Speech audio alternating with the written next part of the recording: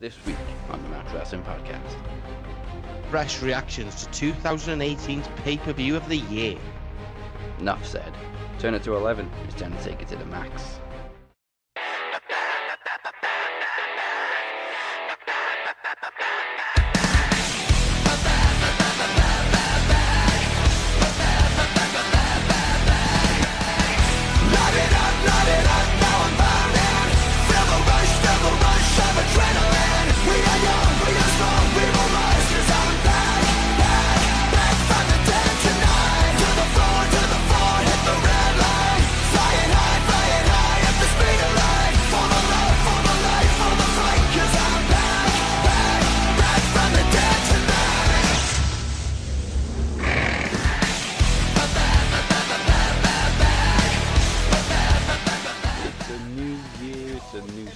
Happy New Year, everybody, and yokoso to the Match Wrestling Podcast. I am Dazzy Dangerously, and allow me to reintroduce you to my co-pilot, the best heel in the business, the Butcher. Not often do I ever say, I'm happy, I'm ecstatic, or I'm okay. But in fact, I am overwhelmed. Flustered. Plenty of tissues used. And it's the one time of the year most American wrestling fans get to experience what we UK fans have to do every single week and stay up late for professional wrestling. Mike didn't make it all the way through, but he is with us. Good morning, Mike. Good morning, man. The snowstorm is killing us over here, but I did see some highlights of the great Kenny Omega-Chris Jericho match and a lot of the good stuff via Twitter. And yeah, from what I can tell, it was a great show. And I'll be honest with you, man, I'm looking forward to checking out some of the rest of it because it's New Japan Pro Wrestling, it's Wrestle Kingdom, and like you guys said, it's the show. I'm already going to say it now. I think we're going to say it's the show of 2018 already. Yeah, when we did the Maxis, I inserted a clip from last January where I said Wrestle Kingdom 11 was pay-per-view of the year. So here's the clip for this year's Maxis. Wrestle Kingdom 12 was pay-per-view of the year. There we go. There we go. I mean, the pre-show Battle Royal was anything you'd expect from a Battle Royal. It was pretty straightforward. It was Takamichinoku, man, was in it. I missed it, man. I literally slept through my whole alarm, and I actually woke up. My daughter saved my day. She walked in, she went, Dad. I was like, no, go to bed. It's like 6 o'clock in the morning. Looked at me phone. I was like, oh shit, it's 20-8.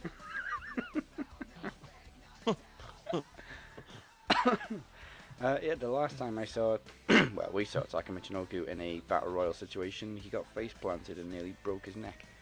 Oh, thanks, Bradshaw. Yeah. He had a bit more of a lucky run this year. here's the thing, though. It's great to see Delirious in there, too. You got Cheeseburger back.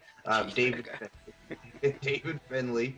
A lot of great guys were in this. I didn't know who was in it, so I picked the legend that was Jushin Thunder Liger when I did it last night on the predictions with Mom.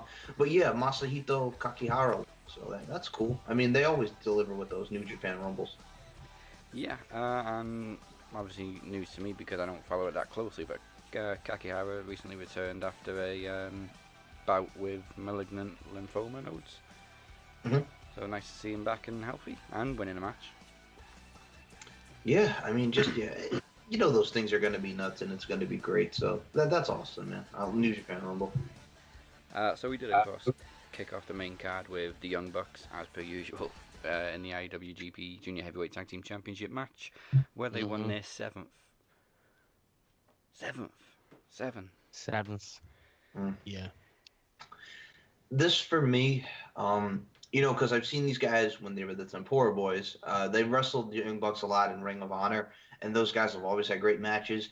I originally thought that since last year, we had Roppongi Vice being Rocky Romero and Trent Beretta, they beat the Young Bucks. I was thinking we might see a repeat with this formation of a Roppongi Vice deal, but yeah, congrats to the Young Bucks. I mean, they deserve it. When you think of the IWGP Junior Heavyweight Tag Team Division, you think of guys like the Young Bucks, so that's cool. Yeah. Poor Rocky Romero as well. Also took a nasty running power bomb on the ramp. Oh, jeez. I didn't know what to say, to be honest with you. I mean, I'm not a big Young Bucks fan at all. I kind of think they get a lot of smoke blown up their ass, and that they don't deserve. Calling themselves the greatest tag team that ever lived and shit like that. No, keep wishing, boys. That's all I'm gonna say. That's probably the only negative that I'm gonna say. Yeah, I suppose at the same time you could say they get too much negativity as well. Because they're not always just all but fluffy a shit. lot of it is deserved, though. A Yeah. lot of it is deserved. I There's mean, a lot of shit they their unnecessary attitude stuff. stinks from time to time, and I mean, they're very attention seeking on social media, and I gotta say it. I mean, they're only as big as the label that they wear.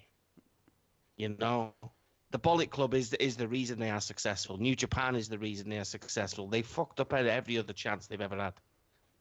You know, it is what it is, people.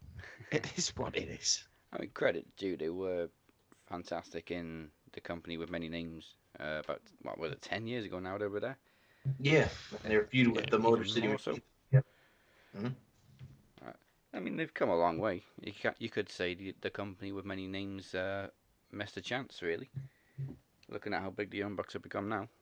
But again, as you said, that's all I social think it was media and gimmick. demands, wasn't it? Yeah. It was the demands that kind of fucked them over.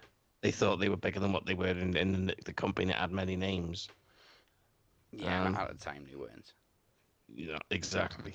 You know, they were around some greats. I mean, back then they were labelled as the Hardy Boys starter kit. Well, yeah. If you look at their attire, they look like the '90s version of the Hardys. But as I said, there wasn't as much showboaty, flippy shit that they're known for in this match. I found it quite. I didn't find it like your usual Young Bucks match, to be honest with you. I found it quite poor.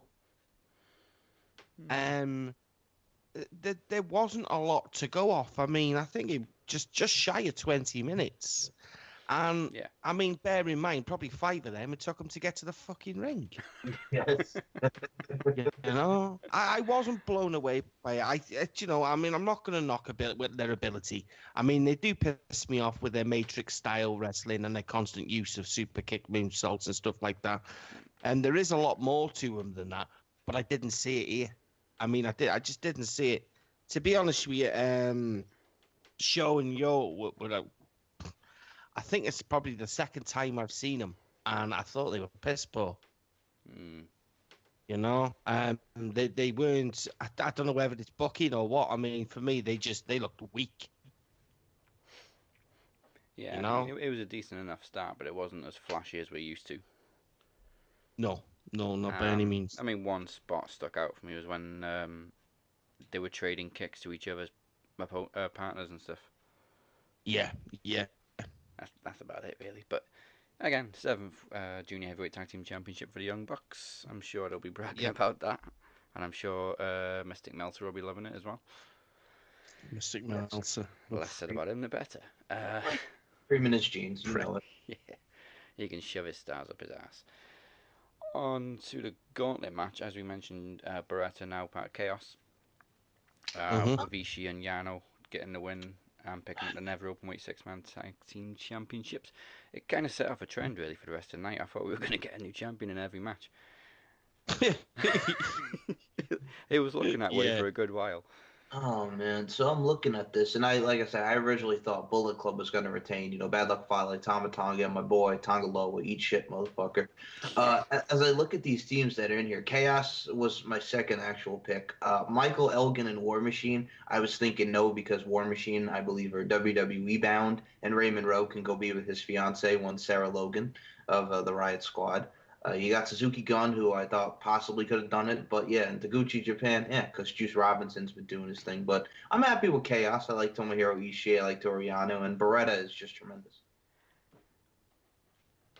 Yeah, I mean, you look at Ishii, he's a big fucker. Yes, then you look at him against Fale, and he's even bigger. Yeah. Fale actually dwarfed Ishii. I loved this match. It was. A good I match. loved it. I loved it. I loved it. I'd love to see something like this. I mean, in WWE, 6-man tags. I just think it's so innovative. You can get any size. Size doesn't matter when you're involved in it. It's absolutely fantastic. I mean, that little trade that Sabre Jr. had with Raymond Rowe was fucking immense. I mean, we all know Sabre can throw some stiffs, but Jesus Christ! I mean, that Raymond Rowe man, I want to see him and Joe go. I want to see it. I'm quite surprised at how absolutely. little we saw of Suzuki Gun. It didn't last very long. No. That's what I mean. It was a weird one. I mean, a lot of them were quick eliminations, to be honest with you. I was thrown, to be honest with you, by Beretta, Ishii and Yano winning it. I was a bit, I don't know. I was shocked, but shocks are good. Yeah.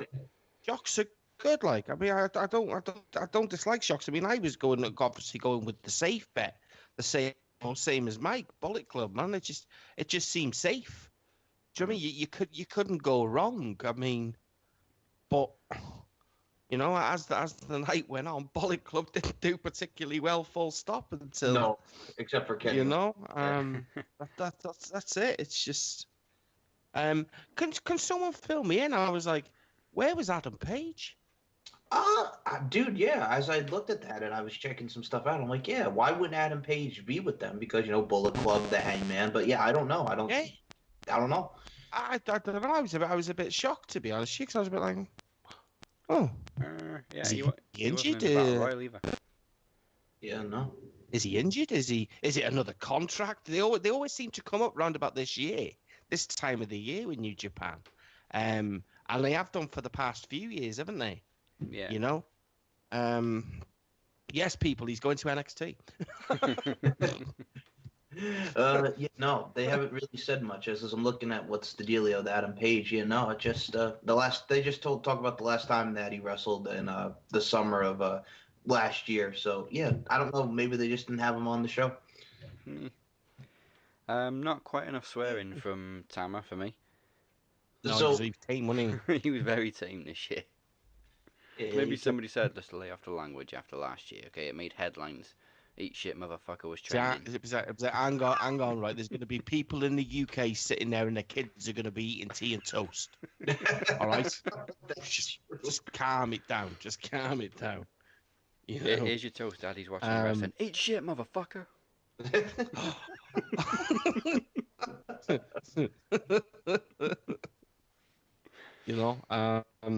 It was as far as tag team matches go, and it being a bit more than just a standard tag team match. It was quick.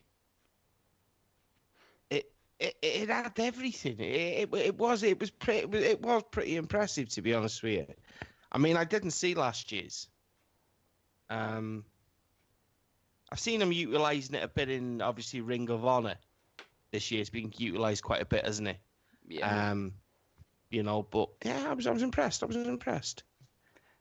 Impressed. Portagucci channeling Shinsuke Nakamura, and then he just gets pinned. Also, I gotta say, Tama was a nice frigging counter from a moonsault into a gun stun.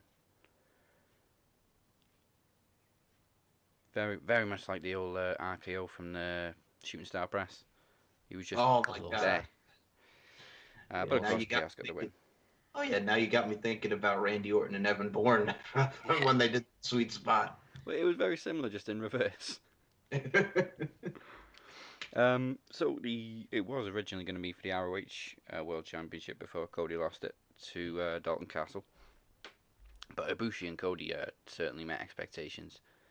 So my thing is, I originally picked Cody just because this is his second Wrestle Kingdom, and last year he debuted strong against Juice Robinson. Yeah. But I even said when I did the predictions last night. I gotta say, I didn't mind Kota Ibushi winning because you get him a nice established win, and it's over the great Cody Rhodes. So yeah, definitely shout out to Kota Ibushi because he's been killing it a lot recently with Japan. I think Kota's my pick to win the G1 and go on to face Okada next year. Oh my God! There you go. Talk about a great match. I'd be cool with that. I think he is my pick. I mean, I would go as far as saying we will see Cody versus Ibushi again in the finals of the G1. That is my pick for that. I don't think we've seen the last of that. Cody's got a big year coming. I mean, even if Okada freaking makes it to Wrestle Kingdom with that title, I mean, anything can happen. I mean, could we see Kenny Omega being the first man to hold both titles? Wouldn't put it past I don't know, but Ibushi for me is definitely my pick, man, to go to the final next year. It's just, now that it's ironed out in, you know what I mean. He's signed to New Japan. Do you know what I mean? It's not an appearance. He's signed. So to me, they're making a big thing about his return to, you know what I mean, to New Japan, and let's go, man. Let's go. I mean, go if you don't believe me, go back and see just how good he is in his matches against Nakamura. Yeah. Go watch him against AJ Styles. And the thing is crazy too, guys. I mean, we actually did see him last year at Wrestle Kingdom. He was a Tiger Mask W against Tiger the Dark, who was ACH. He was actually the opener last year. Cody, of course, brought out the cockiness and the attitude straight away, unraveling the middle finger. Yeah. I gotta say, I've given her some shit in the past, but Brandy was a bit more impressive as a valet. She played a role. So I just think they look so good together. I mean, yeah. Cody Rhodes is hot property. He's a hot commodity in the business today. Hot commodity. And you know when you look at some guys and you think that guy doesn't need gold. You know, he doesn't need gold. He doesn't need gold to showcase just how good he is. Cody Rhodes does not need gold. No, he does not. Well, when he was world champion, he was. I guess I might get some stick for saying this, but he was kind of bigger than the title. Bigger than the company. I'm going to say that, and I shouldn't say that, but he was. You know, I just don't see how you can go. Sorry, Mike. I don't see how you can go from leaving what people call, and I'm waking up people these days. You know what I mean? I used to be a WWE mark and think there was nothing bigger than the WWE and things like that. But you go from the WWE and basically being fucking Stardust. Yeah. And you kind of like, you know, if you'd watched obviously WWE from the beginning and watched him come in and tag with Hardcore Holly, to then evolving into Legacy. His characteristics and his storytelling and the mind that he'd adopted from his father, the great Dusty Rhodes. Both sons have adopted that characteristics of their father. And it suits them, you know? And you've watched him go through the WWE, and now I look at it and I think, man, they're fucked up. Yes, they did. How could you not see that this guy was head and shoulders above everyone else in terms of his storytelling, is developing his character? He's in the same league as what Stone Cold Steve Austin was, The Rock was, and that's high praise. You know, and I'm going to say this, I really hope he doesn't return to WWE. Oh, no. Because I'm starting to develop this thing where I say WWE do not deserve that sort of talent. They don't. They don't deserve because the talent they've got know now. how to. No, they don't. They don't know how to nurture it. They don't know how. It's no. I mean, they've got Nakamura, who Kenny Omega recently said he's done nothing noteworthy in WWE. The thing is, dude, right, we cannot continue to keep putting guys on NXT. They're higher than NXT. NXT was a development. That's what it was supposed to be. Now it's its own show, but we can't be putting guys like Cody Rhodes on NXT. That's not no disrespect to NXT, and we all know the caliber of matches, but it's like that's NXT, and then you get called up to the machine, and then you get fucked.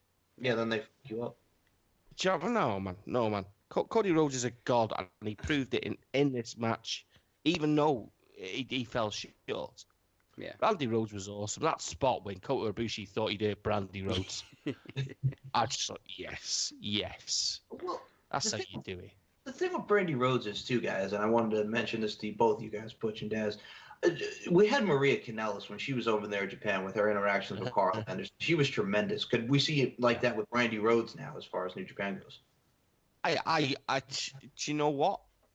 I feel that if you're gonna throw yourself into the business like she is, and she is throwing herself into the deep ends now. You know what I mean? Oh yeah. All right, she wasn't innovative, and she wasn't a wrestler. We've seen that in the company down the road. But we could also argue that the majority of the roster at the time she was there shouldn't have fucking been there either. You know? But I'm not going to go into that because that's a rant in itself and shit. You know what I mean? Shit goes off when I start doing things like that. I think she's also in good hands because Cody's not just a great wrestler; he's got a hell of a business mindset. That's it. And I mean, she's in a group. I think that's what makes it look 10 times cooler. I mean, but the thing I always like about Cody is he's a big part of the Bullet Club, but he's almost got his own identity away from the Bullet Club. I mean, do you know what I mean? He was part of it. Yeah. Perfect marketing, perfect. Just like I say, his image and everything is. I'm not too keen on the bleach hair, man. I don't like it. I really don't like it. Doesn't suit him at all. I love the ring. I love the ring. Yeah, it's the ring. I just, you know what I mean, and the fact that they're basically saying that, you know what I mean, making this big thing about Cody Rhodes and the Young Bucks selling 10,000 seats and stuff like that. Do you know what I mean? I love it. It's immense. Well, I mean, they've sold those tickets without announcing a card or anything really. They've only just recently announced they're doing the show, and they sold 10,000 seats. 10,000 seats. I love it. There you go, WWE. You don't have to announce every fucking appearance weeks in advance. No, you don't. Also, a beautiful crossroads Impact off the apron. Wrestling would love to sell 10,000 seats. They don't sell 10,000 seats in a year. Oh man. Well, no, we won't do that. No. Yeah, what would I say? Yeah, beautiful crossroads off the apron, which I didn't know if he'd killed him or something. I screamed. Oh, sure. Knowing full well that beautifully. He's got that track record as well of bad neck injuries as well, isn't it? I was like, oh shit.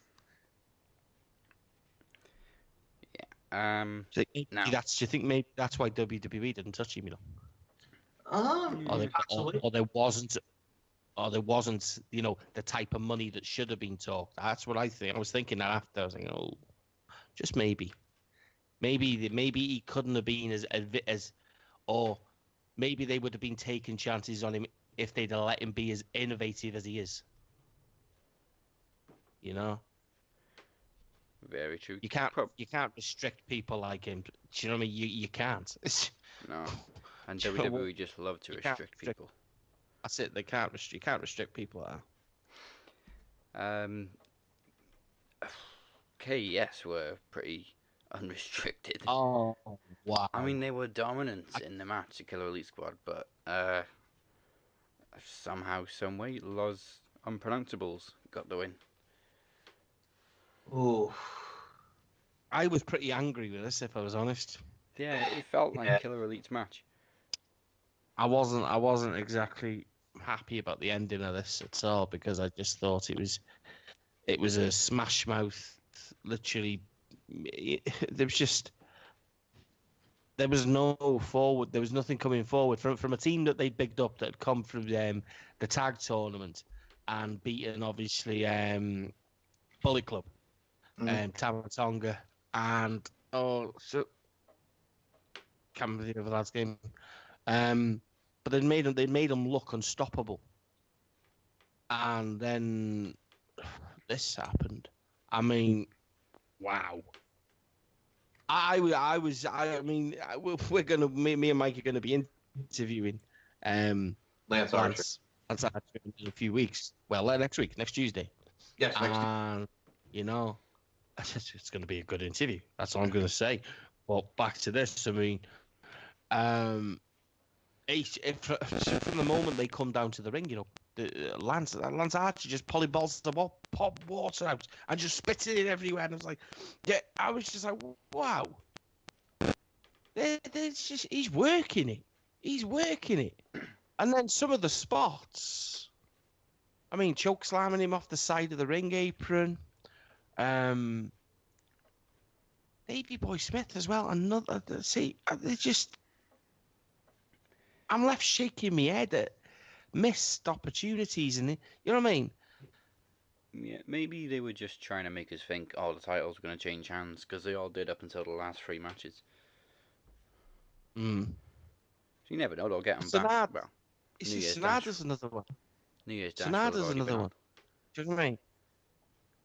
It was a good match. Just under, I think it was just shy of 15 minutes. I would have said 10 minutes, 15. I don't know. Yeah, 14. Is it 14 but minutes, I mean, 14 seconds. I was kind of when they got the win. I was kind of Do you know when you're left with that? Oh, this is awesome! This is awesome. They're proper burying them, and then that quick, something quick, some moments of madness, and then I'm like, oh, right, okay. I mean, by the time this episode goes out, New Year's Dash will have already been on, but maybe they'll get a rematch on that. We don't know. Oh, actually, I didn't know how to feel about it. I was kind of left where I thought, you know, I don't really like burial matches because I end up thinking, what was the point in it? But I really liked how they booked it to start with. I thought, just book them as machines. Do you know what I mean? But just make them look how they should look. They're two big guys. You know? Make them credible. And then 2 moves later, that's kind of it. That's all she wrote. It was. I originally picked the Killer Elite Squad too. I'm just like Los Ingobernables. I mean, I do enjoy Evil and Sonata. I mean, Takabe Watanabe's great, same with Sonata. But yeah, I think this was a match that Killer Elite Squad needed to win. Oh. Both men needed to win the next match, which was hair versus hair. Oh. This was one of my matches of the night. That was a stiff one. Minoru Suzuki is an absolute animal. Yeah. And one of the only men to hold 2 victories over Ken Shamrock in his prime. Wow. You know? Take nothing away from Ken Shamrock. Do you know what I mean? The guy was an absolute freaking animal. Oh, yeah. Minoru Suzuki. I was... Do you know what? I've not seen a hell of a lot. I've heard of him, but I've not seen a hell of a lot of him. I've obviously seen his match with Cody, and I didn't know what to think of that. I thought it was just he should have been booked a bit stronger against Cody. I'm not saying take the win, but booked a bit stronger. He got made to look a bit weak. But in this, they obviously in his own backyard, it was just how they were talking about him. You know what I mean? And I mean, Goto won last year, didn't he? Against Shibata. Yeah, he beat Shibata. And in that, you know, Goto was booked a hell of a lot stronger than what he was in this. But it was just, it was almost like it was like booked as a fight to the death, wasn't it? Well, in some ways, I could say it was. No one wants to have their haircut. Just strangling him on the top rope and shit. Like, this is off the chain. I do kind of like the end, how all his boys tried to pull him away, and he's just like, no, I'm going back. It's Japanese. Smashes a chair away with another chair, puts his own chair down. I'm doing it myself. He's double hard, isn't he? Oh yeah. He's double hard. He's a real man's man. I mean, anyone that can wear trunks and boots that low is a real man's man. And have a pattern in your hair. He's a hard man, isn't he? He's an hard man. Do you know what I mean? Can you imagine sitting there in a pub with him, and he comes over to you and he says the weakest football team in football. So let's just say Crawley Town, and you will agree that they're the greatest football team in the world. You will. Do you know what I mean? I mean, the Japanese language could be classed as aggressive anyway. I mean, they only speak it at one level, and that's quite high. But can you imagine that guy shouting, "I want a pint of lager" in Japanese at the bar? Everyone would just leave. And you could be saying it so politely. That's it. But it doesn't come across that way. Everyone would just leave. So, I'm not drinking in that pub. That guy's looking for a fight, and all he wants is fish and chips and a pint. So I'm going to wrest a long pole. That's it. Little Wrexham joke. It was back in two, when it was good. It was good. I thought Takahashi had it won several times in the next match, but it was fucking amazing, the 4-way. I said right before they kicked off that junior heavyweight 4-way is going to be immense, and it was. Ooh.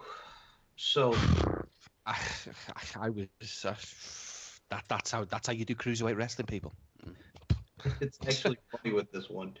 I originally picked Marty Scurll because he just won it, and I think we're going to get some more Ospreay Scurll matches. Obviously, now we're going to have a good feud for the Junior Heavyweight Championship. But my mom actually picked Will Ospreay in this, so she got that. But man, amazing! It really was. I saw some clips, man. There wasn't a weak guy in there, was it? There wasn't. I know they're not weak, but it wasn't. When I say weak, I mean weak performance. There wasn't one that got made to look like it should have been a triple threat or a 3-way. Do you know what I mean? It was booked, and it was just shot at a tempo that is fucking hell. Kushida was amazing. Yeah. If you saw for what we had with Kushida and Will Ospreay, and then you add these two guys in this as well, it's just you were in instant classic. I love Marty Scurll, man. He stood out. He stood out. He plays the villain so well. He's outstanding. He's outstanding. The first time I saw him was, of course, British Boot Camp, with a company with many names. Yes. And he was Party Marty, and I just thought, what a knobhead. But I was. but he's become such a great character, and he plays the villain so well.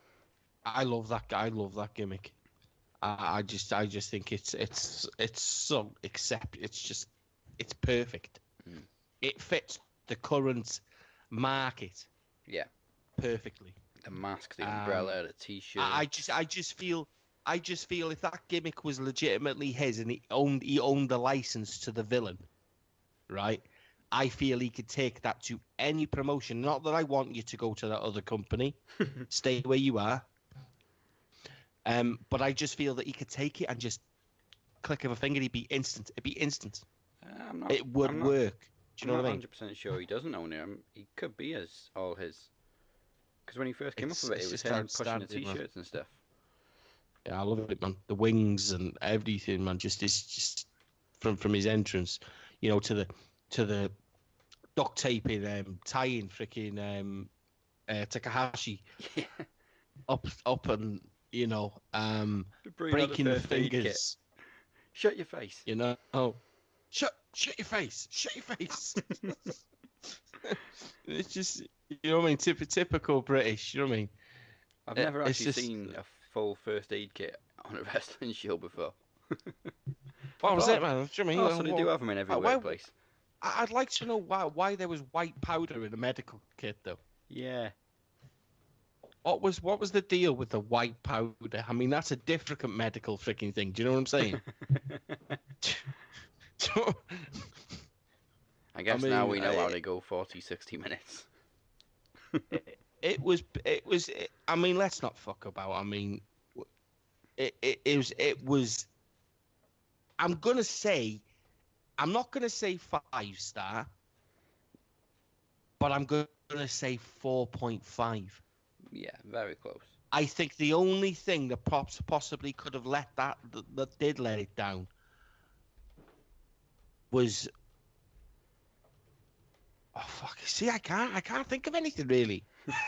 That that was how good it was. They just utilized the environment perfectly. Every person got a good fair look in. I mean, I had the instinct that Osprey was going to win it, but it wouldn't annoy me. I mean, like you say now, you're gonna go on and you might get a good little feud. I know they feuded in the past, and there was obviously a big thing on them in the Indies, with Skrull and Osprey, and you know,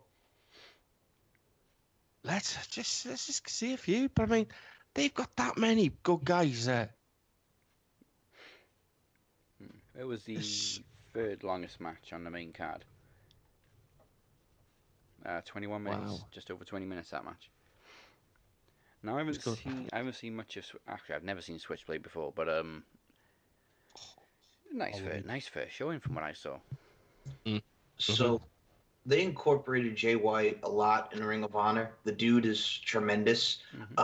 Going into this, I was like, so if you want to do like a nice feud with these two, I think it's too early for Jay White to win. So yeah, I went with Tanahashi. Tanahashi's tremendous. One of my favorite matches is him and AJ Styles from Final Resolution. Yeah. Just any Japanese match that you saw with him, he's tremendous. Got to show love to some Hiroshi Tanahashi. That was a feeling I got from him. He was impressive, but he's still got a little bit of work to do. Yeah. It was a slower pace match actually, compared to everything else that has happened so far. To seeing Tanahashi, I'm used to seeing a bit more pace around Tanahashi. Yeah.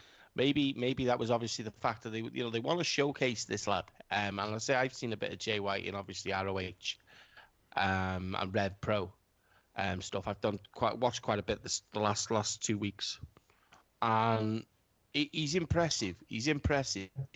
I mean, what they're making a big thing of is the Switchblade character is like a new innovation of his as well. So I mean, it's a slow breaker. It's a slow breaker. Don't I mean, it's a case of, and he's against the ace. Do you know what I mean? He's Tanahashi is, I would say, their equivalent to John Cena. I mean, some people would say Okada is that. I would disagree. I'd say it's Tanahashi. I would say when they speak about Tanahashi, it's in a lot more praise and regard than Okada. Yeah, well, what was it? 10 main events at Wrestle Kingdom? Yeah, 7 years straight. People forget just how long. And I mean, I always remember him wrestling AJ Styles in the company down with many names, and we won't, Thank God they had a better match in New Japan. Exactly. Well, we've seen a few of them. Kushida. Yeah. Kushida was in the company that had many names. They've had that many star quality people from New Japan and just buried them. I will just. People have been saying this. Oh, we got to get an Impact New Japan relationship. Not going to happen. If anything, I could see WWE working with them. Me and Dazzy were talking about this. Me and Dazzy had this conversation in the feed. I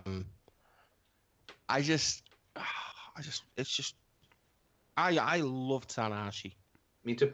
I just think he looks good, and he does. I mean, how old is the guy? He's got to be in his mid to late 30s coming up. Hiroshi Tanahashi is 41. Wow. Doesn't look it. There we go. No, it doesn't. I'm just shocked.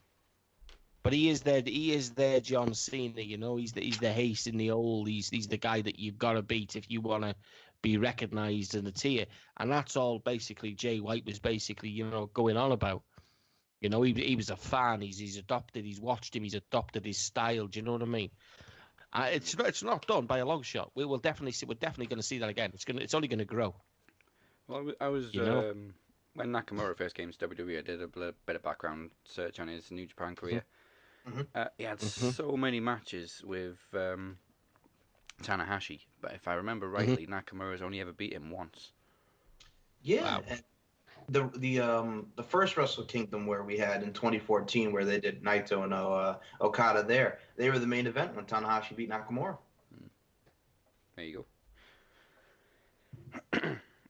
It was nice when we said it was a slow pace. It built up the fact that Tanahashi had a nice big comeback at the end. It was just move after move, splash after splash, and then of course first champion of the night to retain.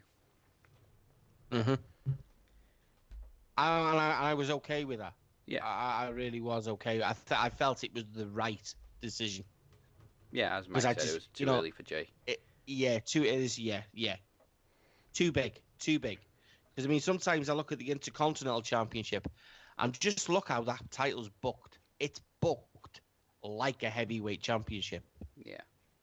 You could say that them two titles are two main event titles, whichever way you look at them. You know, there's so much strength in the way that they book their titles in New Japan. Yeah. Unlike the other Intercontinental Championship, which is main eventing now, but only because it's on Roman Reigns and he main events anyway. Yeah. Enough said on that. It's how good you are at blowing people.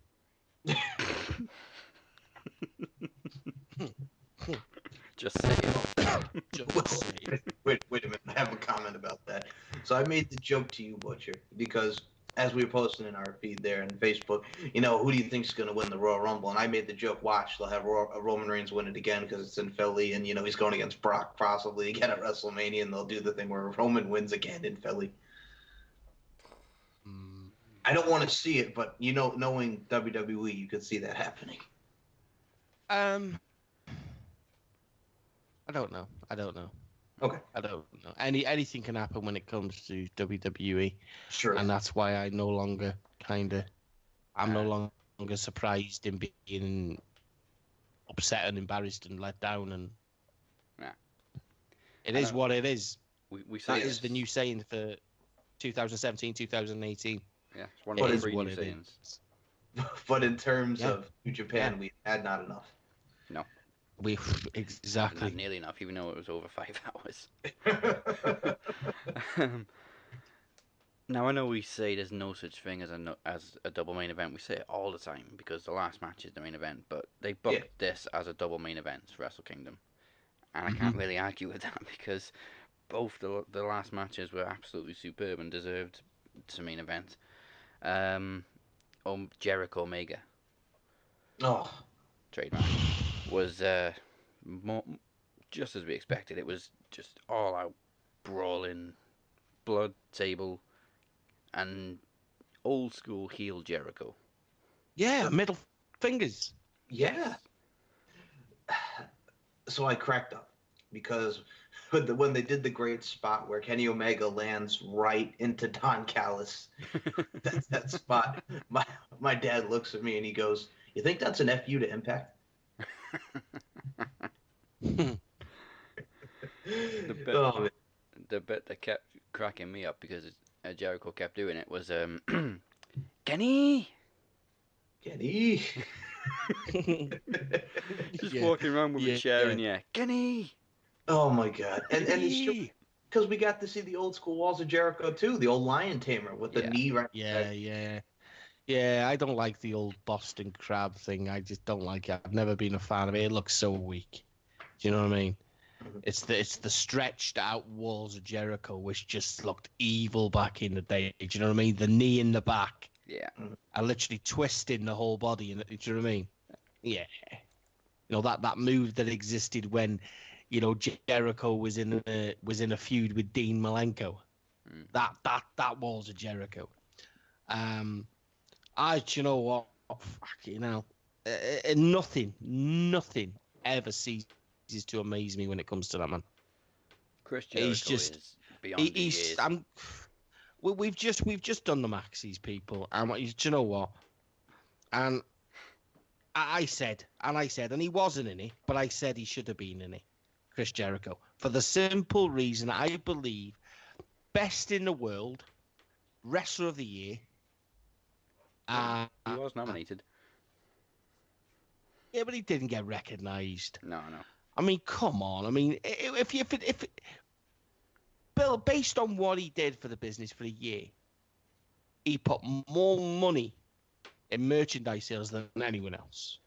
Absolutely. He created probably the greatest partnership and greatest moments in a year than anyone else. And he was absolutely robbed of that Universal Championship match. Exactly. My opinion, he should have been Wrestler of the Year. He is the best in the world. He is the alpha of wrestling. And I believe that the best thing about Chris Jericho is the fact that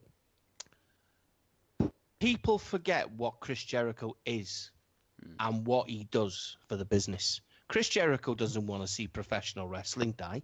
That is why Chris Jericho puts over people. He puts over people. He's not scared to lose.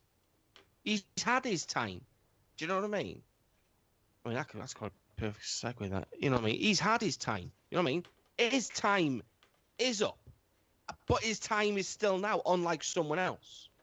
You know, that won't move aside and he won't give the light to anyone else. Jericho does that, no matter where he goes. I firmly believe this was a way of Chris Jericho saying, this is the recognition Kenny Omega needs. Yeah. And I want to do it. You know, and all the rest of you're all stupid idiots. And also, what's his name? Ryan Satin can go fuck himself. Oh my God! Fuck that. Yeah, guy. man, that's pretty evil. That's pretty shit, man. He's a dickhead. Yeah. Absolute dickhead. No one likes don't him. get shit like that. He's like Meltzer Jr. So, what Okay, was the stuff latest like thing that. that happened with him? I know him and Jericho and Ryan sat and got into it on Twitter with the whole, the cruise thing. What else did he do? This could open another kind of worm to it. We're not going to get into it. Obviously, Jericho put up an Instagram post with an artwork of him, Jericho, and him, Benoit, and Eddie Guerrero. Oh, yeah, well, it says something like, "Hey Japan, we're back," or something like that. So he was dedicating it to Eddie and Benoit, who of course he went through Japan with all those years ago and was close friends with. And Satin just couldn't help himself. Just retweeted it saying, "Just a reminder, Chris Benoit killed his wife and son," something like that. Oh, dude. Here's Just to be a dick. And I understand where Jericho's coming from, because personally, I'd have no problem with that, because they all did start together, and Chris Benoit was the Pegasus Kid when he was in Japan, another great character. But I guess I understood, because it's his friend, it's who he grew. But of course, we have to go back to what happened there. And yes, obviously it was tragic, but that's meaningful for the guy. I mean, they all started together in Japan, so fuck Ryan Satin. The problem is the reason shit like this gets negativity, and it gets all these little fucking marks jumping on it, going, yeah, Satin's got a point. Do you know what I mean? He shouldn't be posting a picture like that. Why the fuck shouldn't he? Why shouldn't he? Well, why is it wrong that we should remember a guy because he committed a moment of tragedy? Do you know what I mean? Because he was ill. Do you know what I mean? Why should we forget and just throw away his fucking amazing career? So why should everyone else forget about it? Yeah, his stuff is all over the WWE network, so you can still see his stuff. Chris Benoit should be in the Hall of Fame. The problem with Benoit is people just don't understand mental health. No, they don't. He should be recognised for his greatness. He had a lapse, which took away everything. Hurt a lot of people, upset a lot of people. Do you know what I mean? Moments of madness. That's exactly what you could say it is. It was a moment of madness, and then no one is here to talk about it. But when I say that man should be recognised for his work, and the fact that they put their bodies on the line. He did this. That's why he was fucked up. Because the concussions, the broken bones, was for a business that he loved, for a business that people like me, you, go to watch. Yeah, that's what that was for.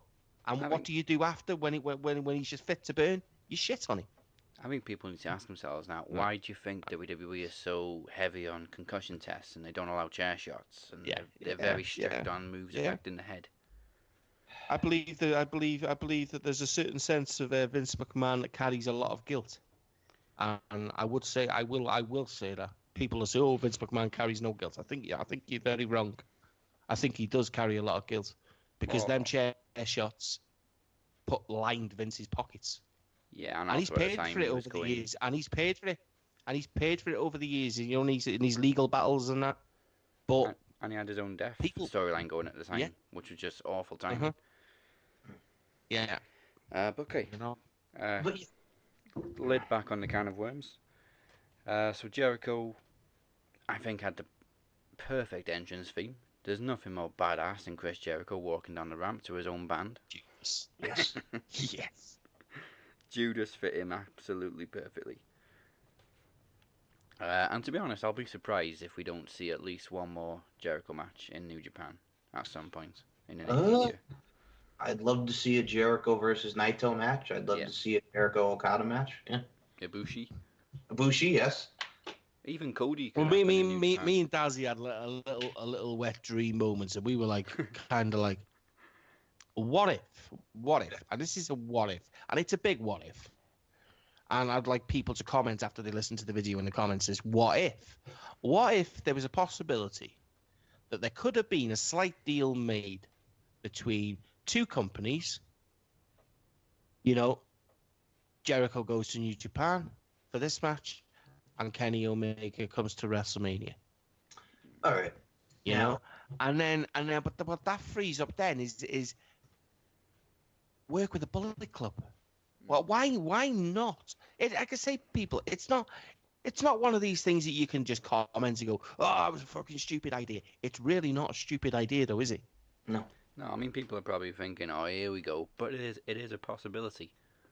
Why shouldn't the two biggest companies in wrestling work together? We're on two different sides of the world. Why shouldn't they? You would think WWE would be pissed off with Jericho just sort of giving him a middle finger and going to Japan, but both Triple H and Vince have publicly said they're pleased for him, they're happy with the match. Exactly. It's good for business. It is good for business. Best for business. I agree. One of the theories I did have, besides that one, I think that would be great to see the club. You know, you got your Balors, your Anderson and Gallows, and then you can incorporate, you know, the Bullet Club and the club in there. I would have loved to see, if you want to do something shocking, you would have had Jericho win the championship, and then you do the rematch at WrestleMania and have Kenny Omega get a WrestleMania moment. There's got to be a working relationship. I firmly believe there's a part 2 to it. I don't believe this is a thing for Chris Jericho to go to New Japan and wrestle different people. I really don't think it's that. I believe it's a case of him showcasing who is the best in the world, and he believes, and the majority of the world believes, it's Kenny Omega. You know, it's about giving a guy the recognition and putting him on that pedestal. So I believe there will be part 2. If it's that, is it Dominion? Is there anyone Jericho's only ever faced once? He's always had multiple matches with everyone. See, I'd like to see him. He's a heel at the end of the day, isn't he? So he's got to face someone that's the equivalent to a face. That's the thing. So he couldn't really even face Cody. No. Because Cody, in a weird way, the Bullet Club has faces and heels. It's a weird one, the Bullet Club. Well, it's like the NWO, isn't it? The heels, Tanahashi would be a good one. Yeah. Tanahashi. Jericho and Tanahashi, hell yeah. But I just think it's, for me, it's kind of, it's not done yet.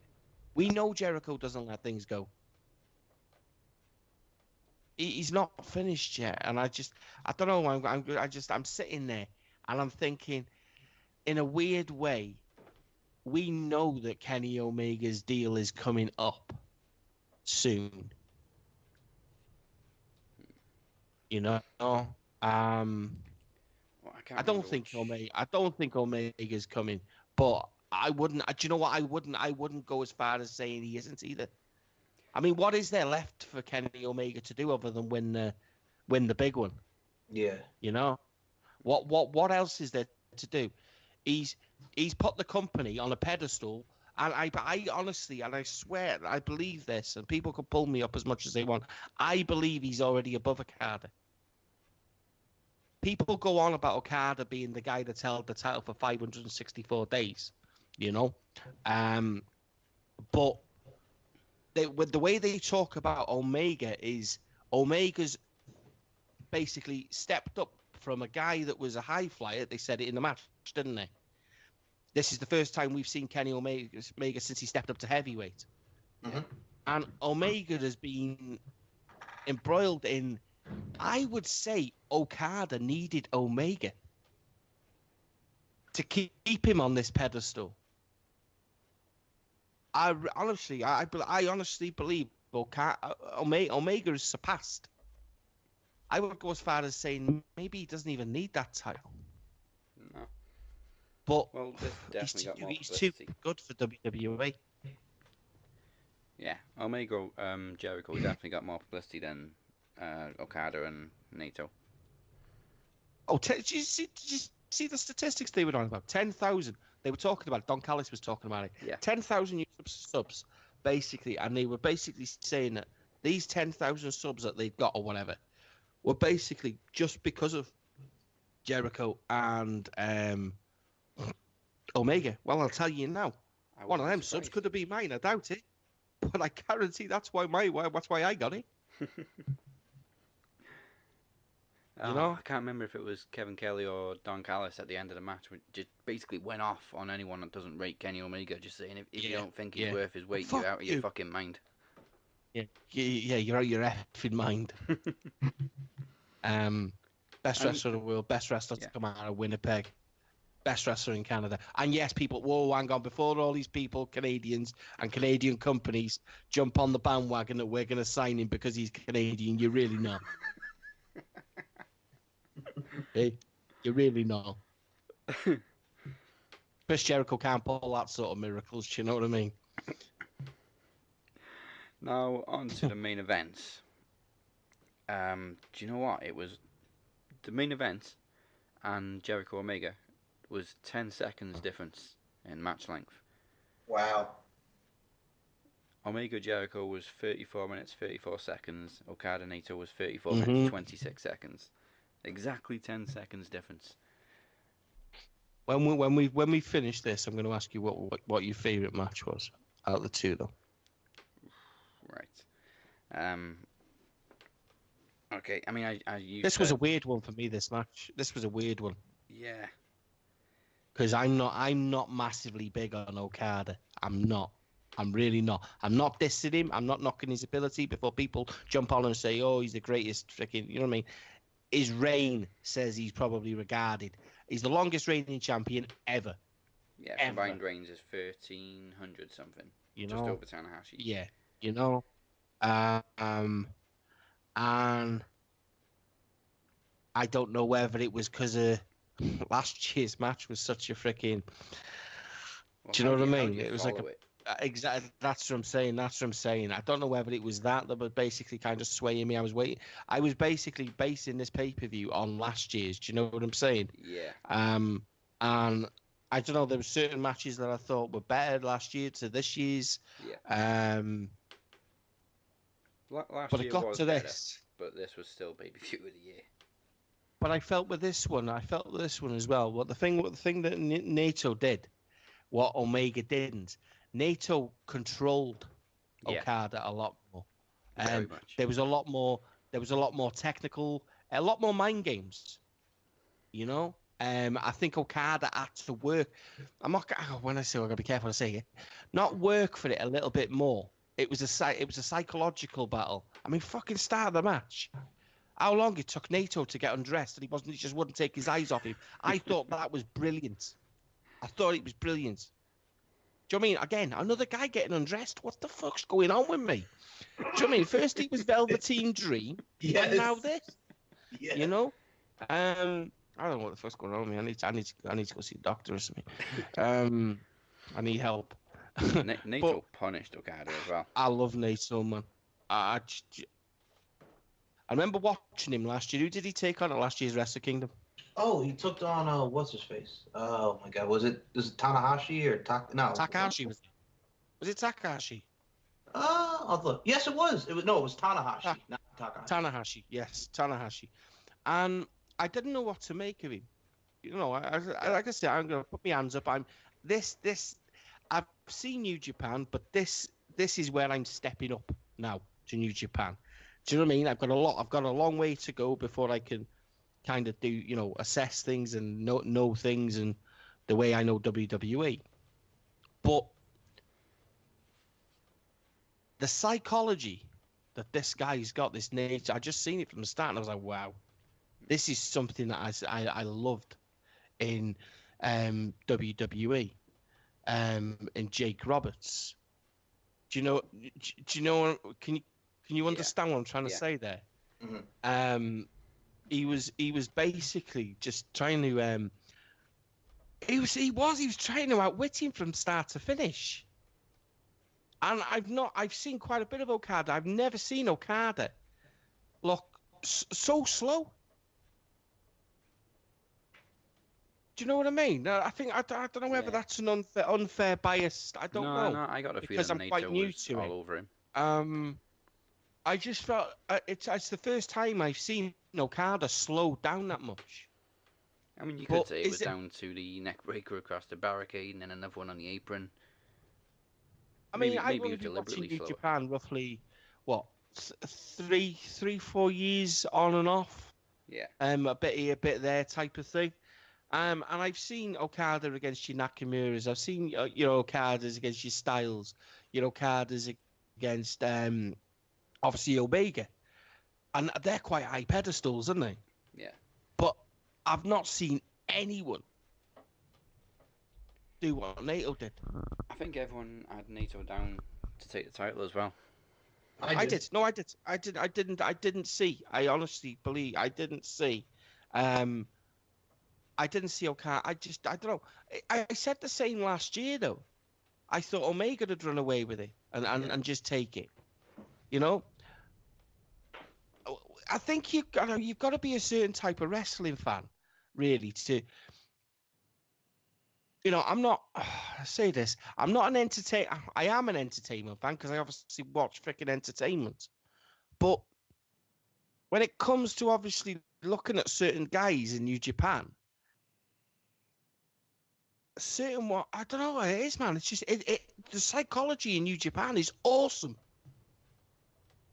It is.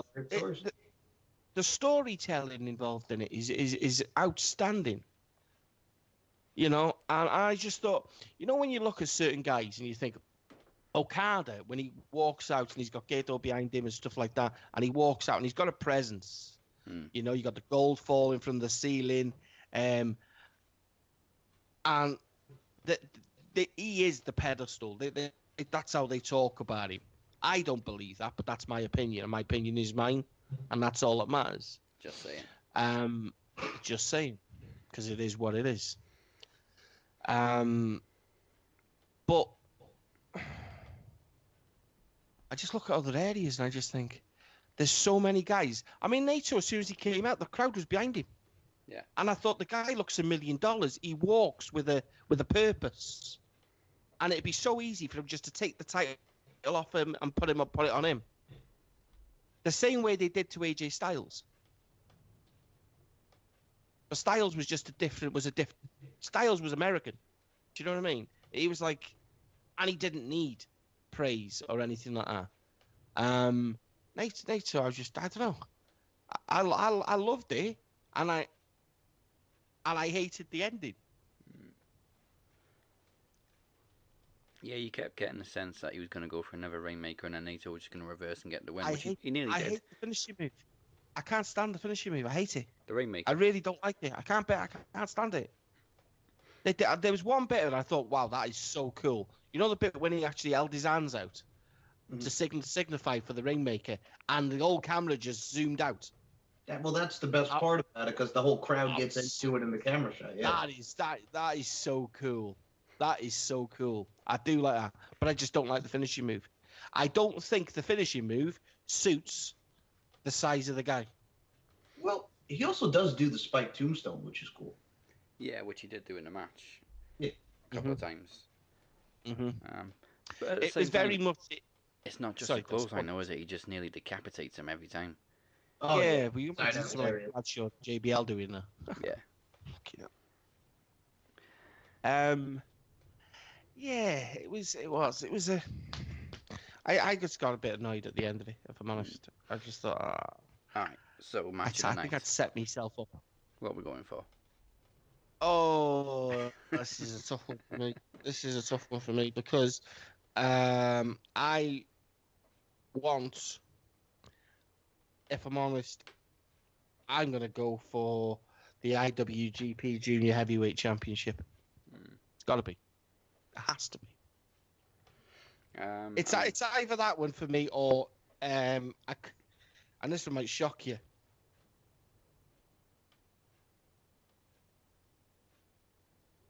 I'm going for the open weight, never open weight. I enjoyed it. Goto and Suzuki. No, Goto and Suzuki. oh, that one. But I would definitely think I would go for the 4-way.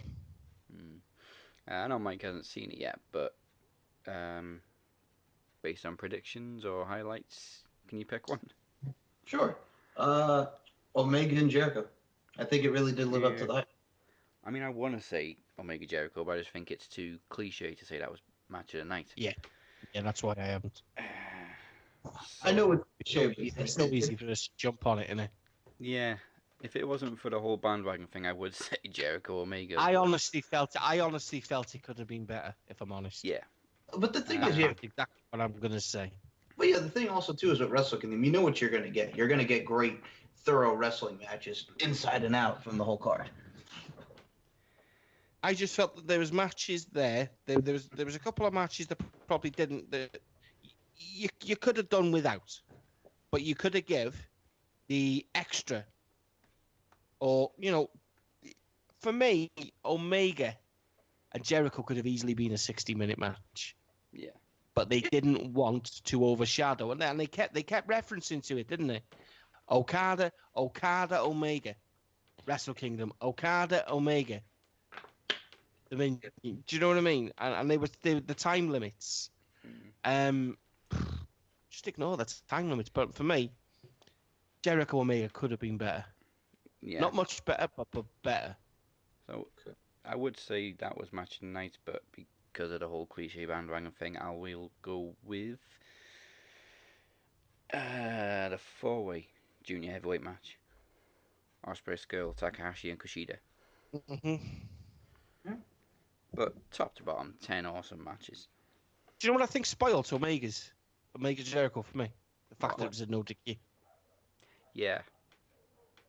But I think it took an edge off it. I think if they'd have gone for the standard match, they could have gone into a second match then, having a no DQ. Yeah, I think the only problem is they built it up as so much of an animosity that it had to be no DQ. Oh yeah, well they did a Jeff Jarrett Hogan, didn't they? That's exactly what they did. Yeah. They built it around a press conference, and everything spiraled out of control. Boom, no DQ. That's how it's going to happen, which is pointless. Really, it didn't have a purpose when it actually happened. Especially when you watch Minoru Suzuki freaking choking the life out of freaking Goto, and the referee's just letting it happen. You know what I mean? Yeah. And old Red Shoes is a boss referee. Red Shoes. Yes, he is. There was a bit, I can't remember what match it was. I think it was a main event actually. When he had him on the ropes, and as he went to slap him again, Red Shoes just went, "Hey." Okay, back off. Oh man, so yes, that's Wrestle Kingdom. We are going to go through Raw and SmackDown very, very quickly in the second part of the show. But before we go to a break, here's a little teaser for you to tell us who has held the most championships in WWE between Big E and Mark Henry. Two big guys. Who's won the most championships in WWE? We'll be right back after this. Light it up, now I'm burning. Feel the rush of adrenaline. We are young, we are strong, we will rise. 'Cause I'm back from the dead tonight. Chew with a newspaper upside down, pretending to That's read freaking it. fantastic. Yeah. There's great lines on that one. It says, he goes, "Why you pretend you're not blind? Why do you feel the need to fit in? I don't feel the need to fit in. Yes, you do. It's a sickness." I can't remember how it goes, but there's something like when he goes, next thing you'll be saying you need to prove that you're not white or something. He goes, You know you what? mean I'm not white? White? What do you mean I'm not white? Oh, it touches his face. Oh, does Dad know? Dazzy and Butch's Hidden Gems. Follow us on Facebook and Twitter at DB Hidden Gems. The world is ours. Light it up, now I'm burning. Feel the rush of adrenaline. We are young, we are strong, we will rise. 'Cause I'm back from the dead tonight. And welcome back to the Max Wrestling Podcast. Before the break, we asked you who has held the most championships in WWE between Mark Henry and Big E. Any guesses? I'll go Mark Henry. Yeah, Mike? I'll go Mark Henry too. Alright. It's actually I would say Big E. 7. Big E with No. 6. And this really surprised me because I thought Mark Henry won more, but he's only won 3 championship. Hey? Yeah, 3 championships. Well, yeah, it was ECW, World European. Heavyweight, and Tag Team. And European, yeah. Now, Big E was 4-time tag champ with the New Day. He was the Intercontinental champion, and he was the NXT champion. Yeah, Mark Henry only held 3 championships. Wow. Crazy. But Can I wrote this out is and that had the it in my European head. title he held with D'Lo Brown? Yeah. Fucking hell. Oh, well. I had it in my Right. head he's won at least 5 championships, but I looked it up, it's only 3. I thought that. I thought 7, funny enough. I don't know why. But But yeah, no. it is what it is. Yes. And also, you may have noticed we have a brand new opening, a brand new theme song. Shout out to Skillet for the brand new Max Wrestling theme song. It is Back from the Dead, taken from their new deluxe album, Unleashed Beyond. You can check it out now on iTunes and Spotify. And it only took me 2 days to put that opening together. And you'll notice a lot more New Japan stars in it. One of my favorites, Skillet. I think they actually did we got the Royal Rumble coming up. I think they actually did a theme for Royal Rumble when they had Yeah. Hero. He was Hero. another one. Hero was a great song. It was also on one of the video games. Nice. Oh, wait, I just got to mention this. I just got to mention this. So, I'm going to get this out the way just because, and I'm just saying, and I've had enough. So, Lockdown's coming back as a pay-per-view. Who cares? Lockdown died He went years there. ago. He went there. Lockdown was great to start with. I said I was getting it out of the way, so. Then it obviously became a regular Impact show with a special name. Then they did they made the same mistake WWE made. Because when Lockdown first started out, literally every match was in a cage. And then eventually it became 2 free cage matches, just like Hell in a Cell and Elimination Chamber. They haven't got a roster to support it. That's the problem. No, and Lethal Lockdown used to be awesome. I mean, I'm not being funny. I mean, the new tapings are due to air. And, we're going to see James Storm lose and leave the company. Just saying. Yeah. Because he's had enough. To a nobody. Yes. To a nobody. The friggin' Dan Lamb. It's just. I mean, I had a freaking fucking discussion. Well, not discussion. I deliberately go on Impact Wrestling's fucking page just to piss him off. I love Yes. everyone. I that do it all fights. the time. And they do, man. I don't do it for any other reason other than just you get the traditional WWE the fanboy. arse jockeys, as I call them. Do you know what I mean? Yeah. And there's one on there, Darwin Smith II. Oh, fuck Yeah. now. Put on something. Yes, two Put on days. something about freaking ice. Put on something about ICW. ICW's up WWE's ass. I was like, shut up, you moron. So, you're missing Come on. you're missing the big one here, Butcher, because I think one of my favorite exchanges that you actually did have that I actually pointed out to you was one Truth to CJ on the Twitter. Oh, that muppet. what an idiot. What an idiot. that dude ain't in my league, man. Yes. That dude ain't in my league. Sit down. Yeah, it's just sit in the corner, man. Honestly, God. You got nothing constructive to say apart from try and get on a guy's show, and that's exactly what you were trying to do. You were trying to get on a guy's show that you think is legit and credible.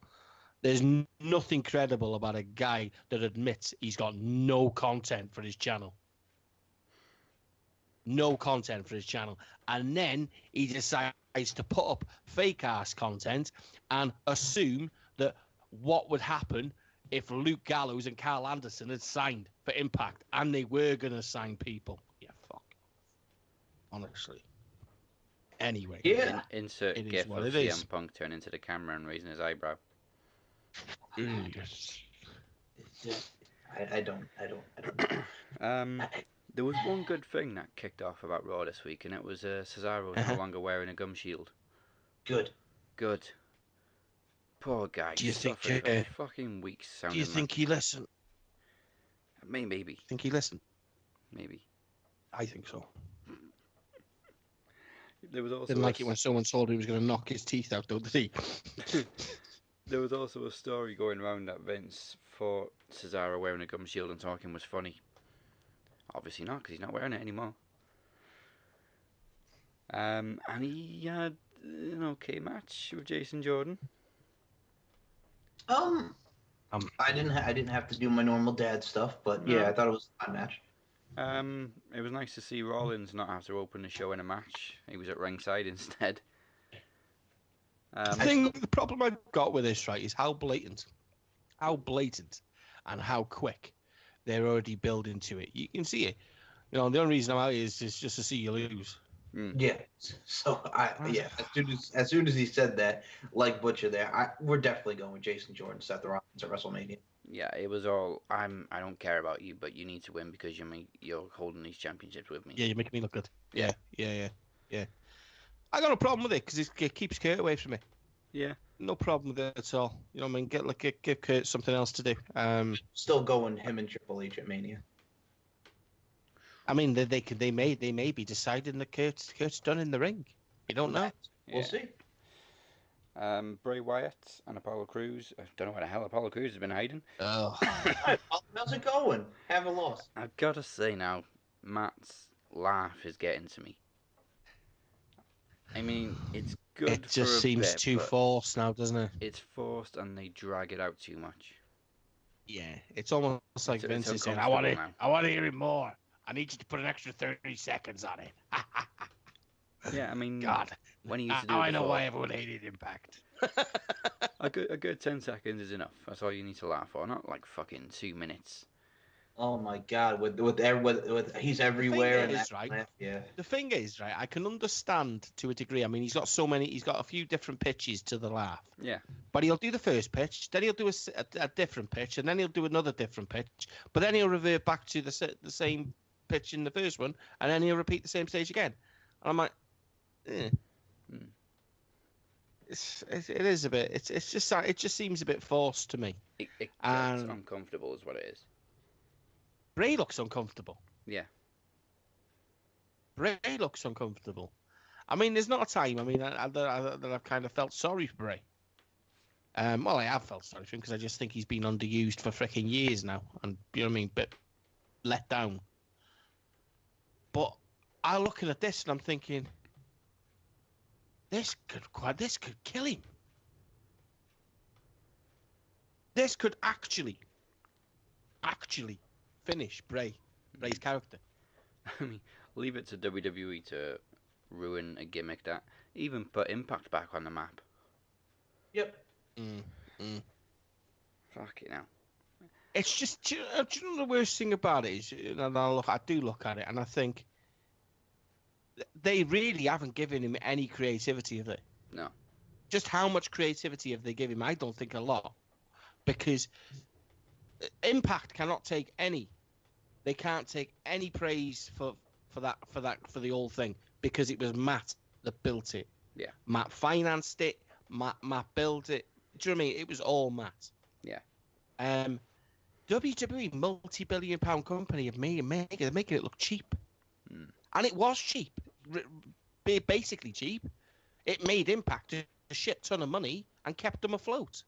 But you know, just fucking put your money where your mouth is and just, do you know what I mean? You could make this something big. I don't get it. I mean, I'm reading a lot of people saying, "Oh, freaking," with their predictions. Prediction. Yeah. I mean, it's the same with the club. reforming at the end of the night, and they made a big deal out of it. And it's just we waited I like so that. long. No, I like that. No, I did like it. Mm. But it was too late. But it was too late. It felt Too late. What word am I looking for? Not undervalued. But they were just. It felt like a little bit of a letdown or an underwhelming. I felt right. What I'd have actually done with that was have Balor. I felt the way they did it, not have him make a big thing with, because his smiley face pisses me off. There's no need for the smiles and being so proud of yourself. You've been jobbing for fucking weeks to the Mr. As your tits. But I just look at it and I think it should have had him tag with someone else, and then have him get beat down, to which the club enter. Yeah. At least then you can build on something from then. Now it just kind of like, oh yeah, I've got these two guys and I've been in the ring with them and I've been against them, and you wouldn't want to be against them. And I'm like, oh really? Well, everyone's. But I didn't mind it because I just, yeah, exactly. You know. I mean, it was you're good right. for what it now, was, but like we said, it was just a bit too late. We're just building. The thing is though, Daz, right, is we go back to basics next week. We go back to the Miz and the Mr. Raj. And now you're adding basically another faction in, or whatever they're going to do. It's going to be Balor versus the Miz. Yeah. Or whether the Miz is going to get his rematch clause next week against Roman and take the Intercontinental title back through interference through Joe, which would be my bet. Please. And then we're going to see Finn versus the Miz. And then even then, Anderson and Gallows go back to being nerds. There's no positive thinking in it, you know. Unless they stick around. The only actual thinking I could see is move Finn Balor and Gallows and Anderson over to SmackDown and just fucking make the club with AJ in that. Yeah, well, SmackDown certainly needs. Actually, no, Raw needs tag teams more than SmackDown does. Actually, just not Gallows and Anderson. Send the three of them to SmackDown, and we'll take 2 tag teams onto Raw. See, the Revival have come back, and the Revival didn't even get back on TV. No, they weren't. They weren't even in any dark matches. No. But that was the thing the other week. They brought the Revival in, and it was like people had forgot who the fuck the Revival were. You know? And that's exactly what happens, man. You don't. The thing is with the Revival, right, is they both had shitty injuries, and there's no doubt that if they hadn't have had the injuries, I'm not going to say it because I can't predict what the WWE are going to do, because they'd have probably done exactly the same with the Revival as they'd done with Gallows and Anderson. You know, exactly the same. We should be talking Revival of the tag team of the year this year, because they should have been based on what they did in NXT. But you could argue the fact that Alpha should have been up there this year. They've just proven, WWE, that they've got no fucking idea. When they've got something good, they cannot book it. They can't. Road Dogg, you're a twat. Absolutely. Now, I would say, you don't want these hands. But you kind of do, because these hands can edit a show like a wizard, if I do say so myself. But now... I like your hands. That's what she said. 2 weeks ago, we had Braun Strowman versus Kane in a dark match, which was a tables match. Last week, we had Braun Strowman versus Kane in a dark match, which was a last man standing match. Any guesses what the dark match was after Raw this week? Can I go for a who's got the biggest hands match? Was it Braun and Kane again? It was, but it was no stipulation this week. Ugh. So 3 weeks in a row, we've had Braun defeating Kane in a dark match. And we're supposed to get Brock Lesnar and Kane on like a house show for the first time ever very soon before the Rumble. It'd be nice to see Brock work another house show, shut people up. But Yes. the funny thing is, Brock this week was basically, after he got a choke slam, he sat up. So there was a picture of Brock sitting on his ass laughing, earning money, which is what he does every week when he's not even on Raw. That's pretty much an accurate fact. I don't know. I don't know what to do with Brock's anymore, to be honest. Well, they want him in the Elimination Chamber match because that's what's after the Rumble. So they'll have him probably retain in the Chamber too, and then he'll lose at Mania. I get the sense he's just kind of losing his appeal now. Yeah. Oh, who's that? Brock. Brock shit, mate. I'm not going to beat around the bush when it comes to Brock. The novelty wore off a hell of a long time ago. I think we just we hold on to it too tight and wait to be shocked. But there is no shocking with Brock Lesnar. Brock Lesnar now is at a point where he's in his 40s. He's got no personality. He needs someone to speak for him, unless he's in that segment backstage where he can be Brock and use profanity and, do you know what I mean? Tell you he's going to fucking get his hand and pull your intestines out through your ass, which you would believe. Yeah. Granted, But it's the same shit, Daz. It's the same shit, mate, all the time that I've got to argue with. And it's his moveset. It's the fact that they've forgotten who Brock Lesnar is. Yeah. They've forgotten who he is. Yep. The guy that tagged with Shelton Benjamin, the guy that made his debut and decapitated Spike Dudley, the guy that put freaking was it Maven or Hardcore Holly through a dust trash can. Yes. With a I think something like that. Yeah. And the guy that had an Iron Man match with Angle. I really, honestly, if you could have a dream match and just split the two Brock Lesnars in two, right? You've got the Lesnar from the 2000s, and you've got the Lesnar today. I would put my money and be more scared of the Lesnar that made his debut in the 2000s. Oh, he'd eat today's Brock alive. He would. And this is the thing. This Brock now is watered down beyond belief. He's got no charisma. He's got no personality. And I would go as far as saying he's got no credibility. They keep saying about him being a UFC champion and being indestructible force in UFC.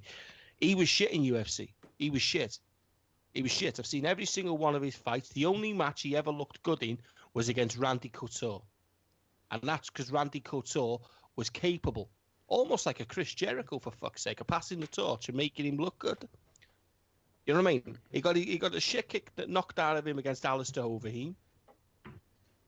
Frank Mir was past it. Had major freaking bike accident. Steve Carwin, could argue freaking. I'll always argue it. And I know that Brock's got his followers and he's got his, his supporters, and that's just clap your hands to you.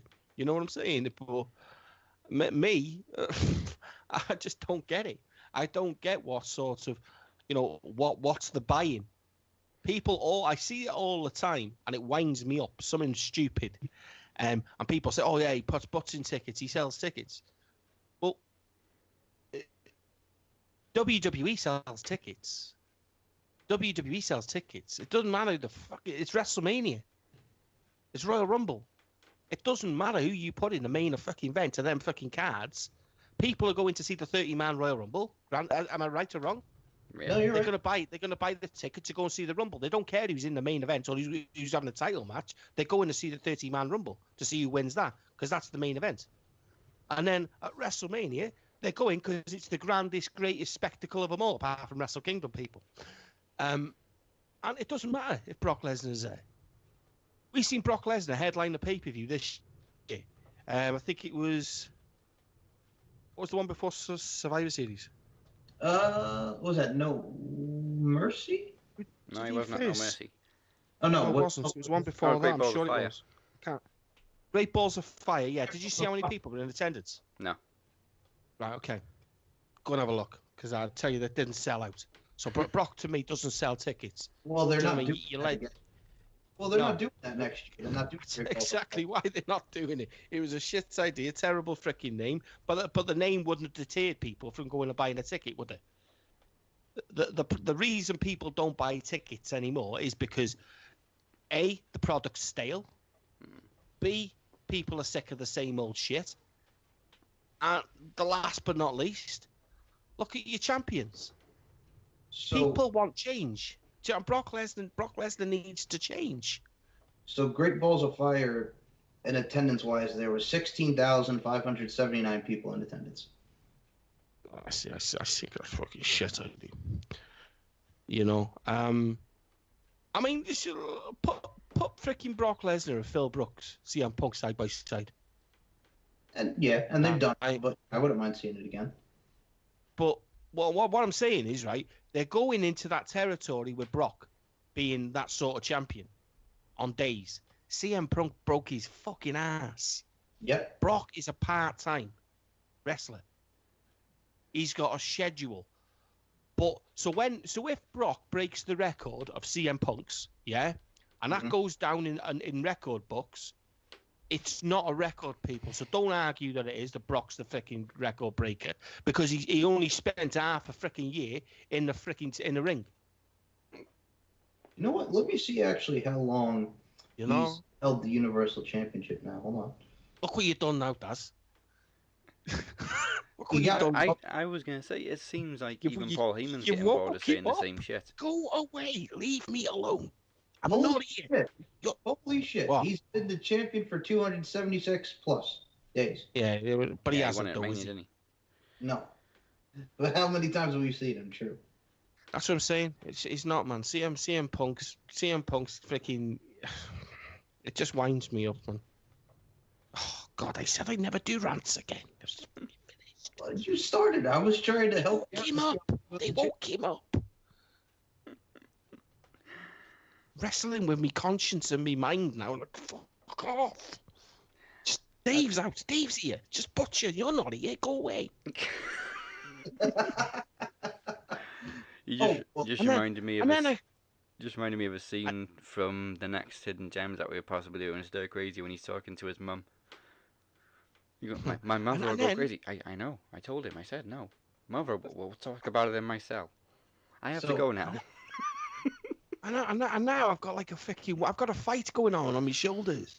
I've got the old German dude, Guten Morgen, Mhm. wanting to take out the butchers. Like, yeah, he's told you to go away.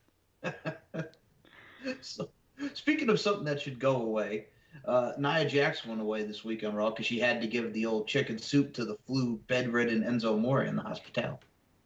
Pathetic. Stupid shit. I can't even believe they're wasting fucking TV time and shit like that, man. I really can't. So how Wow. funny will it be? Because we have this mixed match challenge coming, and so far they've announced Bobby Roode and Charlotte Flair as a team, and Alexa Bliss and Braun as a team. How funny will it be if they have actually Nia Jax team with Enzo Amore?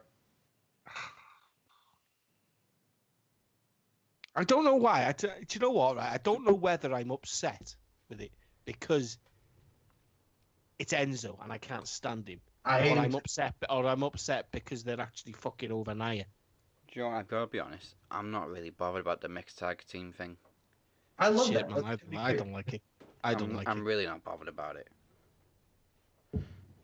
No, I'm not a big fan. I mean, the only way I'd be a fan if they chucked a twist and chucked belts into it. Yeah, I You mean, know. it's just another special that doesn't really mean anything. That's a gimmick, isn't it? It's Yeah. a gimmick. The Mhm. WWE is that's one thing the WWE have loved to do done over the years, and they've taken full advantage of, a great thing that they did with the CWC and tried to capitalize on it every fucking time, and they just don't. Hasn't come Yeah, and close. they're going to be doing this for 12 weeks, so.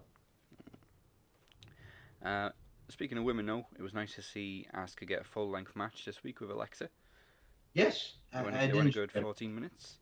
Yeah, I think it's also a good precursor to what we're going to see at WrestleMania. Yeah, remember Goldust, you can't handle Asuka. So, Not a lot happened on SmackDown, I gotta say. so wait a minute. So Goldust, as a way to make up for Enzo, you have Goldust do some comedy stuff with the cruiserweights now. I mean, Goldust looked good, but it was He still a did. waste of time. It was.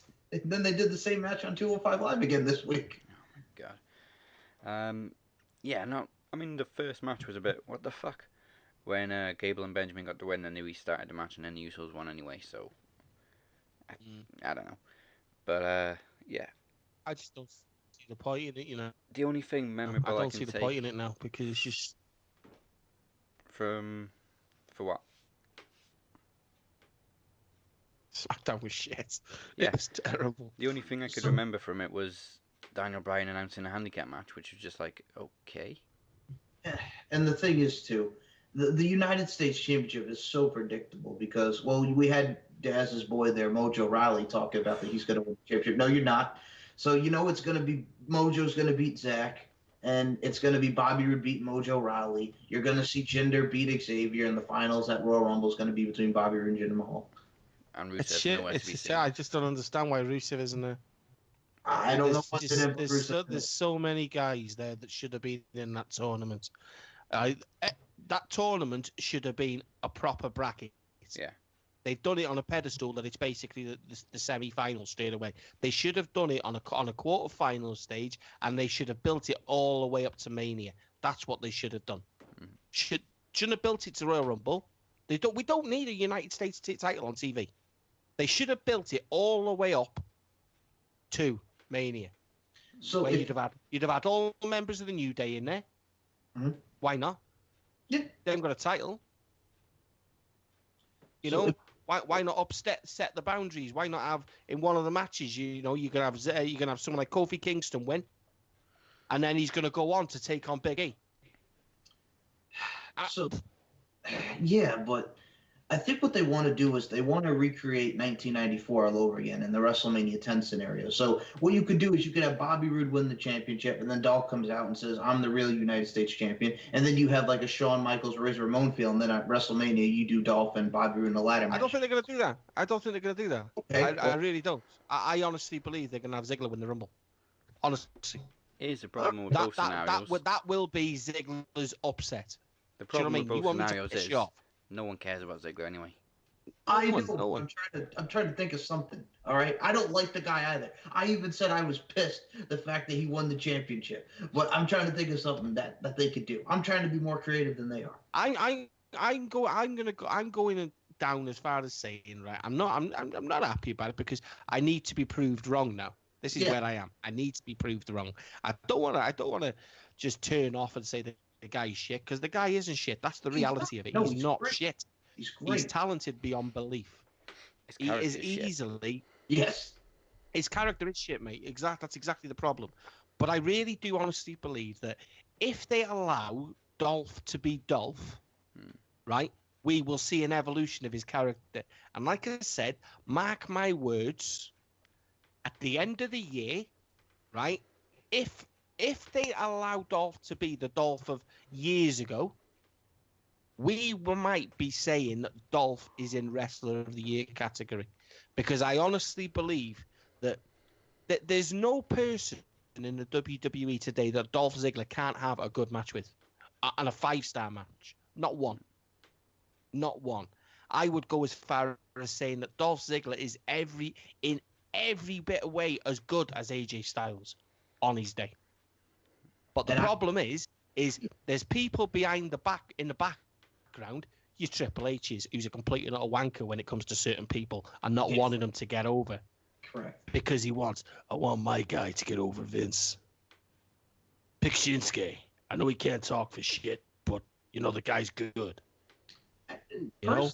I mean, if they do AJ Styles and Dolph Ziggler at WrestleMania, I would not mind that. That'd be a tremendous match. Honestly, I really one of two, and I'm going with them, man. It's going to be the Miz or Ziggler wins the Rumble. So dark I'm match changing my before mind. SmackDown. Any ideas what it was? We've mentioned two of them just now, and they're part of the US title tournament. Jinder. No. Dark match before SmackDown was Mojo Rawley defeating Zack Ryder. Of course. So what I gotta say though is, guys, like we mentioned, Gable and Benjamin, then the Usos stuff. I really think the team to beat the Usos is the Bludgeon Brothers, Harper and Rowan. I mean, they've had great matches in the past. They're booking them strong. My problem is it's just I don't know what I want to say, because I just know exactly what happens, man. It's just this is what happens when you watch decent wrestling. Yeah. You look at the product you've supported for so many years, and you just realize just how shit it is. But you still support it because you're inverted commas, a wrestling fan. Mm-hmm. You know, you want to be proven wrong. You want to see change, but the changes that they make, and then they get rid of people like Jimmy Jacobs. Yeah.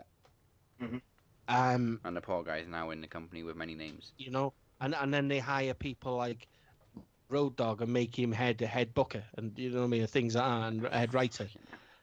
And then they move people up from places like NXT, where the writing has been absolutely freaking perfection for years.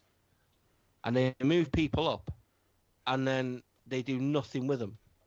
There's just these changes, and you know they have great ideas, and then within the space of two or 3 weeks, they don't know what to do with them. The draft, for instance, you know what I mean, the shake-up. There's no. I mean, what they need to start doing is forget about these stupid freaking tough enough competitions and things like that. And what they need to do is WWE writer competitions and just hire people like freaking the fans who actually sit there for freaking God knows why, how many hours a week watching the shitty fucking product. You know what I mean? People like myself, people like Mike, people like Daz that can sit there and say, well, you fucking, well, I don't know why you've got half of the freaking roster. You need to release half of it. You're clearly not doing anything with it, so why have it? You know. Right. And then there's guys, you know, that are free agents and guys that you let go and didn't utilize your Jack Swaggers. Yeah. Fuck. All right, match times and ratings. Raw had 7 matches on the main show. Right. 1 hour 2. All right, Mike. Oh, I'll just give him. You know what? I'll just go under. I'll give him. I was going to say 59 minutes, but I think it has to be like an hour-ish. So I'll go an hour. Yeah, it was a bit over 1 hour 15. Oh, okay. And 4 matches on SmackDown.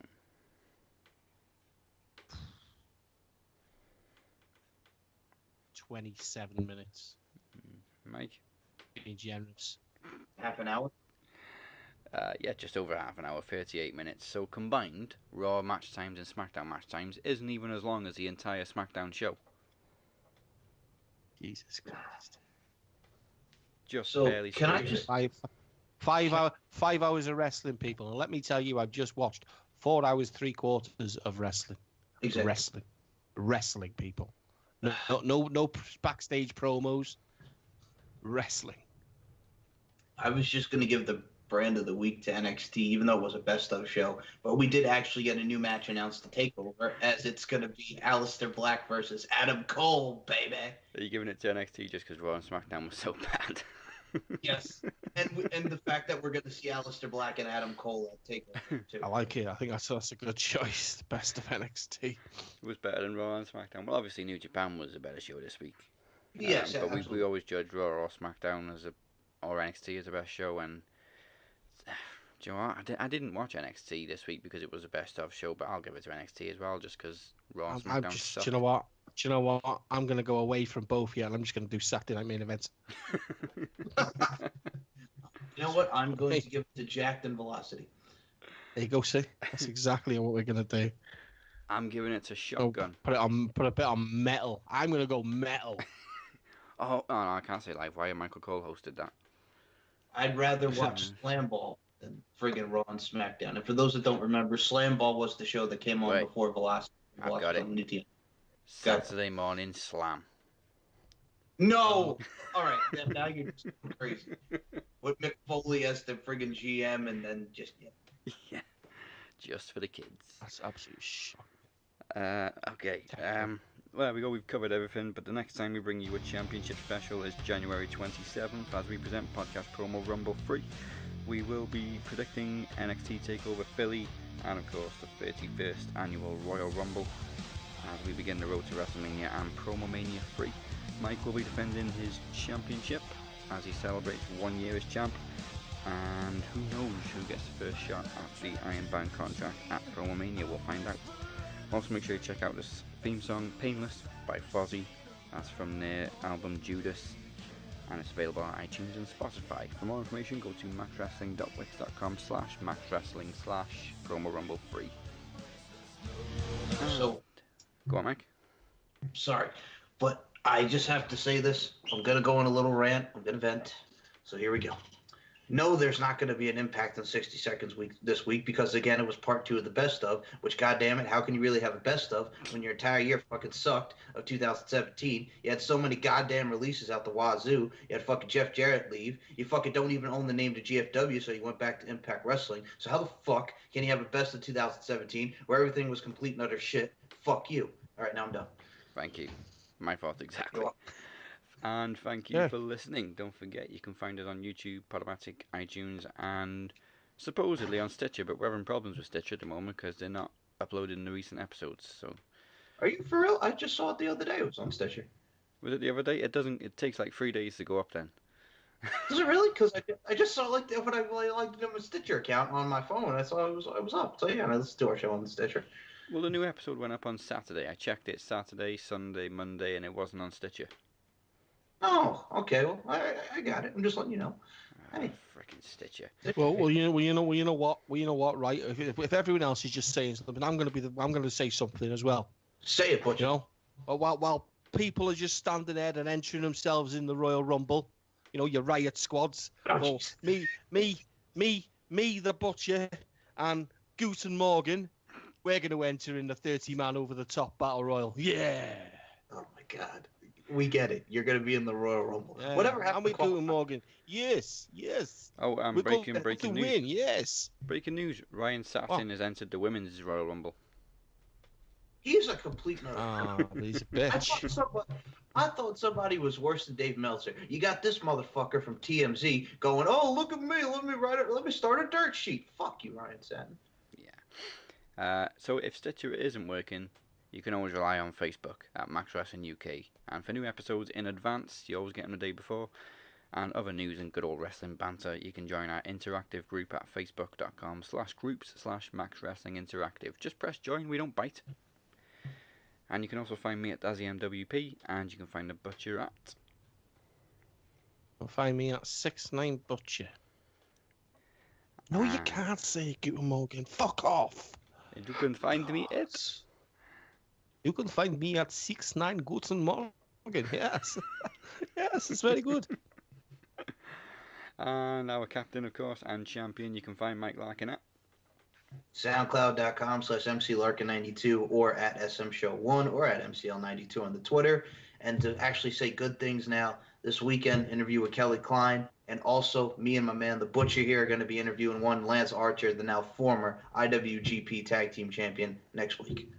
Yeah, apparently Guten Morgan's not invited to that one. Oh, well, if Guten Morgan wants to call Guten Morgan. What do you mean? I go wherever I want. I'm sure Lance would love to talk to Guten. This is the Guten Morgan show. Yes. I make things happen. Like that Wonder Kid, Alex Wright. Yes. Ah, yes. Get funky. Get down with it. Show our other shows some love. You can check out the first season of Throne Zone at Throne Zone UK. And we finally got a new episode of Hidden Gems out last week, where the Butcher and I looked back on the hilarious See No Evil, Hear No Evil, starring Richard Pryor and Gene Wilder. Check that out, please, because it was fucking hilarious. And next week, we may be announcing Mike's first challenger for the Knowledge Championship at Podcast Promo Rumble 3, if I can get hold of him. And we'll try and catch our breath after this week's Wrestle Kingdom. And that's the bottom line. And if you're not down with that, we got 2 words for you. It is what it is. That's more than 2 words. But it is what it is. And it is. Or just saying. Or we've had enough. We are just saying, but we have had enough. We have had a fucking enough. Because it is what it is. Yeah. Wrestle Kingdom 12, baby. Yeah. Flying high at the speed of light. For the love, for the